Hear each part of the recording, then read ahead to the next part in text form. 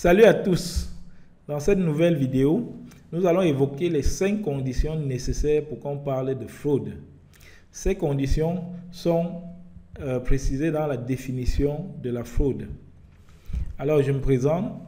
Je suis Eric Kameng-Efom, auditeur interne certifié CIA, certifié également en gestion des risques, CRMA. Je suis directeur général de Institute of Professional Excellence. C'est un centre de formation accrédité par l'IA pour accompagner les candidats dans leur démarche de certification en audit interne. Je suis également associé d'un cabinet d'audit appelé Elite Consulting et je suis membre du conseil du Cameroon Internal Auditors and Controllers Association, en abrégé CIACA. Je suis le promoteur du réseau social Audit Connect. C'est une plateforme en ligne qui regroupe les professionnels de l'audit, gestion des risques, contrôle et fraude. Alors n'hésitez pas à nous rejoindre au travers du lien https://auditconnect.net. Alors pour comprendre les 5 conditions nécessaires pour évoquer le terme fraude, il faut déjà avoir une bonne maîtrise de la définition de la fraude.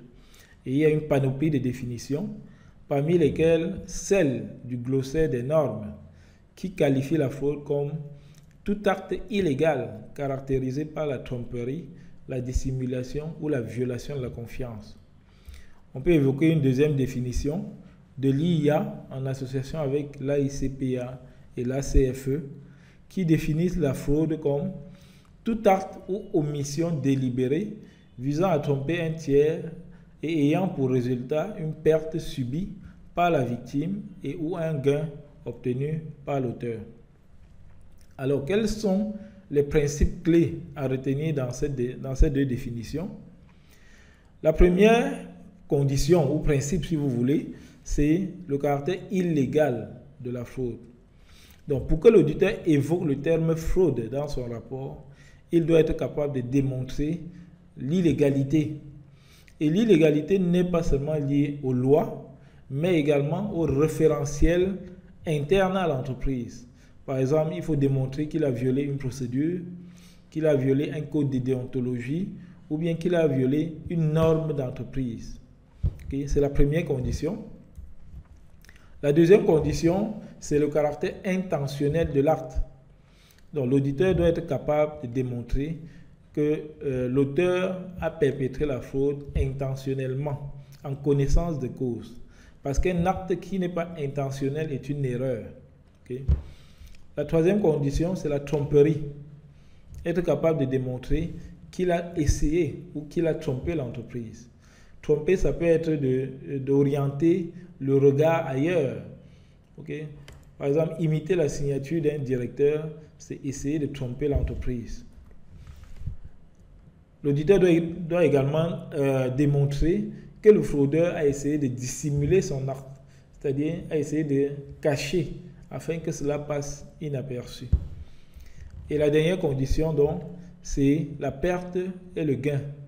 Ce que l'un a perdu, l'autre a gagné. Et dans ce cas, on peut distinguer 2 types de fraudes.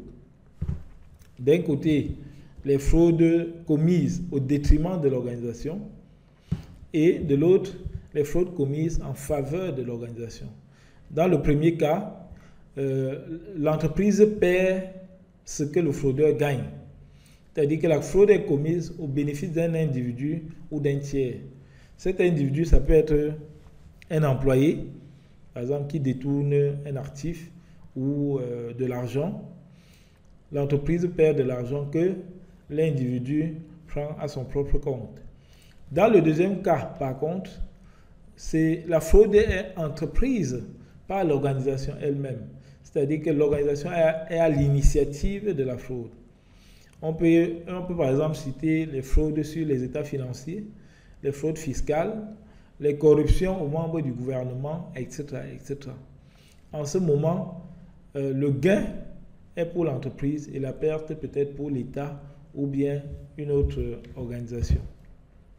Donc voilà les 5 conditions qui doivent être réunies pour qu'on parle de fraude. Donc ce n'est pas exhaustif, hein? C'est les 5 principales conditions. On peut aller au-delà en évoquant d'autres conditions. Alors merci pour votre attention. Si vous souhaitez avoir des informations relatives à nos certifications en audit interne, vous avez les contacts, vous pouvez nous appeler ou bien nous écrire. Je vous rappelle, nous sommes centre accrédité par l'Institut des auditeurs internes pour vous accompagner efficacement dans votre démarche de certification. Et vous pouvez acquérir également votre kit de préparation CIA Learning System directement auprès de IPE. Merci pour votre attention et à bientôt.